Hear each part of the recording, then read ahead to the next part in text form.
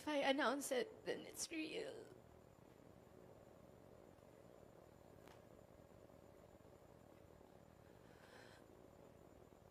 But yeah, Rico and I are over. So sorry, Maris. Sin-